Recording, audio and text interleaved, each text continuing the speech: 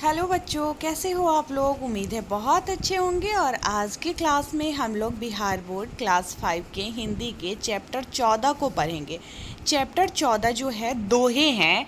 इसमें हम लोग तुलसी, कबीर और रहीम तीनों के दोहे को पढ़ेंगे और दोहे का अर्थ जो है जानेंगे। इससे पहले हम लोग चैप्टर 13 तक कंप्लीट कर चुके हैं। क्वेश्चन आंसर का भी सीरीज में लेकर आऊँगी। चैप्टर 1 से क्वेश्चन आंसर करवाना शुरू करूँगी, क्योंकि आप लोग कमेंट में कुछ बोल नहीं रहे हो। मैं बोलती हूँ हमेशा कि आप लोग बताना कि क्वेश्चन बन रहा है या नहीं, तो कोई कुछ बता नहीं रहा है कमेंट में, तो मैं क्वेश्चन आंसर भी आप लोगों का करवा दूँगी, ठीक है।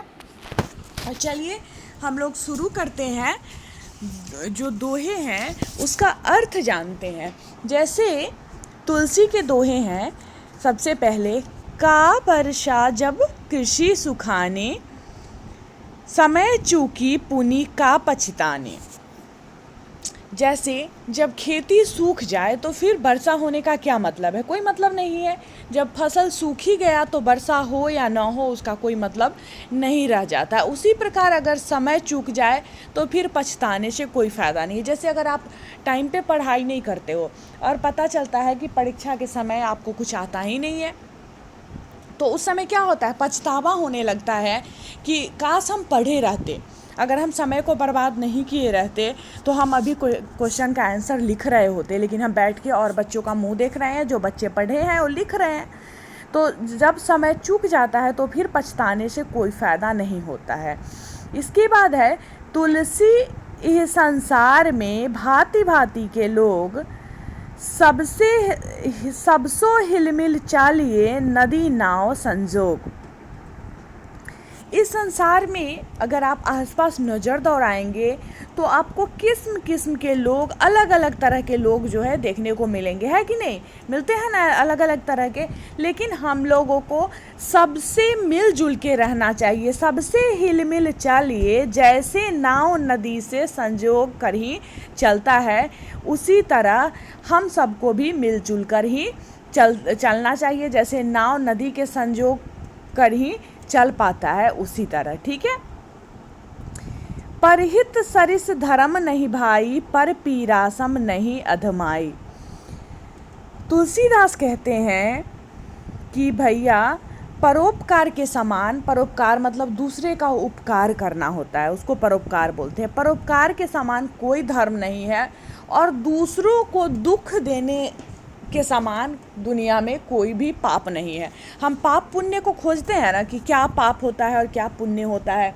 लगता है कि हम पूजा पाठ कर लिए, मंदिर चले गए, भगवान जी को अगरबत्ती दिखा लिए तो हम बहुत बड़ा पुण्य कर लिए, पर ऐसी बात नहीं होती है। अगर आप किसी का उपकार करते हो तो परोपकार से बड़ा कोई धर्म नहीं है। उसी तरह दूसरे को अगर आप किसी भी तरीके से कष्ट पहुंचाते हो तो दूसरे को दुख देने के समान कोई पाप जो है सो दुनिया में नहीं है, ठीक है।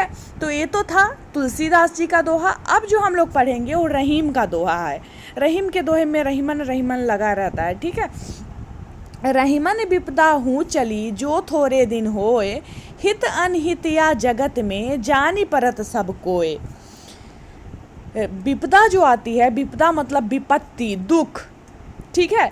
तो रहीम का भी कहते हैं कि विपत्ति का होना भी जो है वो अच्छा होता है। विपत्ति थोड़े दिन के लिए ही रहता है, लेकिन उस थोड़े से समय में ही हमें पता चल जाता है कि आपका हित करने वाला कौन है और आपका अहित करने वाला कौन है। तो इसलिए जीवन में हमेशा सुख का होना ही सही नहीं है। कभी कभी विपत्ति भी आनी चाहिए, कुछ दुख भी मिलना चाहिए, ताकि थोड़े समय में पता चलता है कि कौन आपका हित करने वाला है और कौन आपका अहित करने वाला है।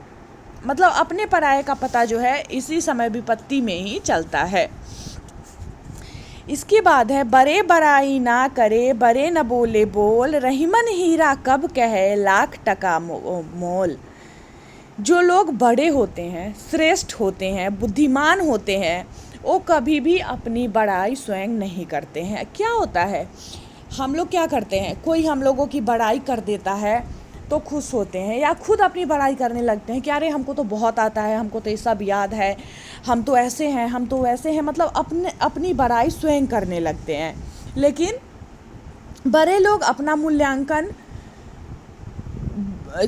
मतलब बोल जैसे बड़े लोग कभी भी अपने आप को श्रेष्ठ जो है नहीं कहते हैं, ठीक है।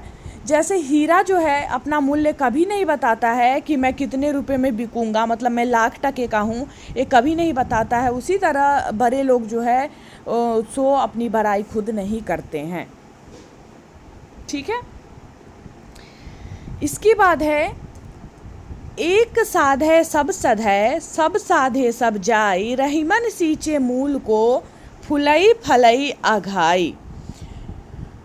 रहीम कवि कहते हैं कि एक को ही साधे तब सध जाए। जैसे मूल मतलब जड़ को सींचने से ही पेड़ जो है फूल दे देता है, फल दे देता है, जिससे मानव ही नहीं पक्षी आदि भी तृप्त जो है होते हैं। फूल फल से देखते हो, सिर्फ इंसान ही नहीं, जितने भी पक्षी होते हैं वो भी तृप्त होते हैं, ठीक है। इसके बाद है कबीर के दोहे। कबीर के दोहे में है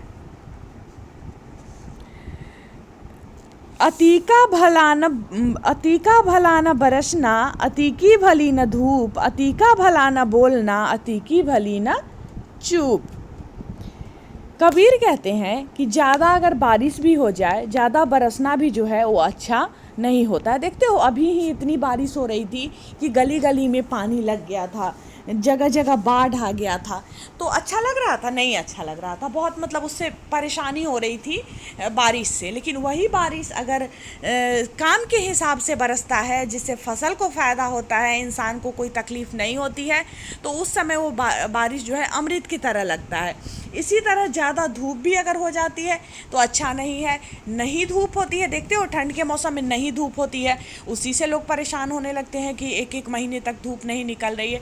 तो किसी भी कार्य में अति नहीं अच्छा होता है, ज़्यादा बोलना भी अच्छा नहीं होता है और ज़्यादा चुप रहना भी अच्छा नहीं होता है।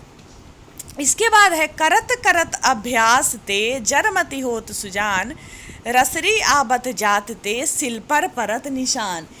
जिस तरह से अभ्यास करते करते, मतलब अभ्यास मतलब बार बार किसी कार्य को करना। जैसे आप लोग क्या करते हो, पता चलता है कि मैम आंसर दे दी याद करने के लिए, अब आंसर आधे पेज का है, पहले ही सोच लेते हो कि अरे अरे नहीं नहीं नहीं, ये तो आधा पेज का आंसर हमसे तो याद ही नहीं होगा, हम तो एक लाइन वाला आंसर बस याद कर पाते हैं, मैम इतना बड़ा आंसर दे दी, कैसे याद होगा।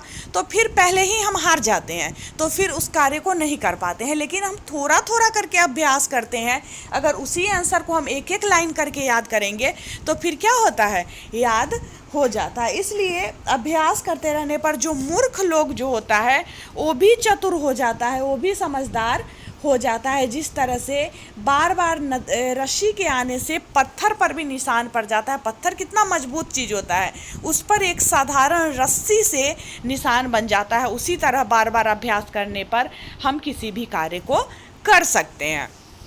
इसके बाद है बड़ा हुआ तो क्या हुआ, जैसे पेड़ खजूर, पंथी को छाया नहीं, फल लागे अति दूर। यानी बड़े हो जाने से कुछ नहीं होता है, बड़ा होने के साथ साथ हमारा कर्म भी बड़ा होना चाहिए। बस हम लंबे हो गए, बड़े दिखने लगे तो उससे बड़ा लोग नहीं होता है। बड़ा होने के साथ साथ हमारा जो कार्य है, कर्म है, वो भी बड़ा होना चाहिए। जैसे खजूर का पेड़ जो होता है बहुत लंबा होता है ना, बहुत बड़ा, लेकिन एक राह चलते इंसान को छाया भी नहीं दे सकता है। फल तो बहुत दूर की बात है, जब वो छाया ही नहीं दे पाता है तो फिर मतलब उसका क्या फ़ायदा।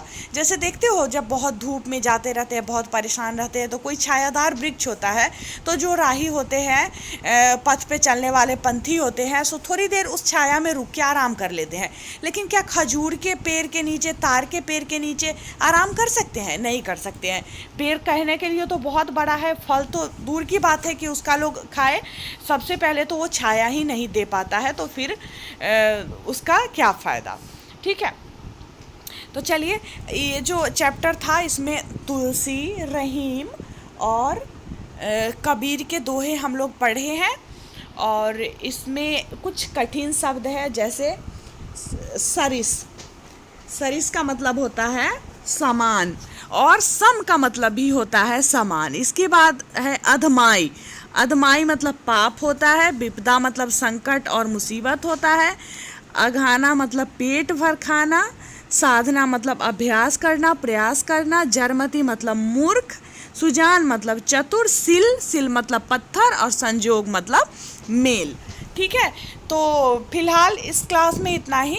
मैं फिर नेक्स्ट क्लास में आप लोगों से मिलती हूँ, तो फिर क्वेश्चन आंसर भी आप लोगों का जो है वो मैं करवा दूँगी। चैप्टर 1 से क्वेश्चन आंसर स्टार्ट करूँगी और फिर सारे चैप्टर का क्वेश्चन आंसर करवा दूँगी, सारे क्लास का।